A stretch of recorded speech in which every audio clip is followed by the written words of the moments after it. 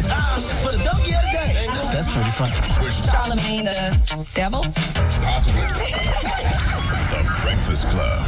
Yeah, the donkey of the day for Friday, April 18th goes to a bar in Philadelphia. Salute to Philly, the city of brotherly love, called Barley or Barley. I'm not sure how to pronounce it, but it's a bar in the Chinatown section of Philadelphia, right? Nice. And they clearly don't want victims of domestic abuse to ever come in there and drown their sorrows. Now, not so fun fact.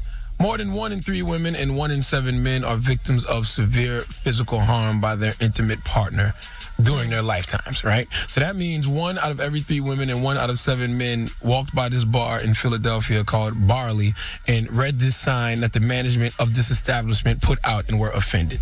Now, the sign read, and I quote, verbatim, "I like my beer like I like my violence, domestic."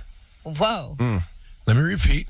It was a sign outside of the bar that said, "I like my beer like I like my violence, domestic." That is awful. Now, who the hell thought that was a good idea?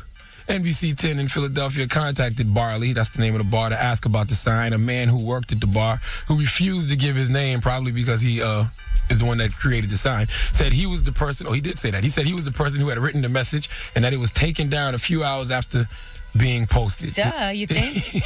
This guy says, "We didn't want to offend people, so we took it down." Then he adds on, "I personally didn't think it was offensive." You ever notice offensive people never think they are offensive until they actually offend? Yeah, or people say, hey, no offense, but Yeah. Hey, say something offensive. listen, offenders, don't change your mind just because people are offended. Change your mind because you know you're wrong. And having a sign outside that says, "I like my beer like I like my violence, domestic," is wrong. Let everybody know not to date this guy. Or go to this bar. Give Barley in Philadelphia the biggest hee-haw. All right. You'll be happy to know this guy did get fired. I would hope. And rightfully so.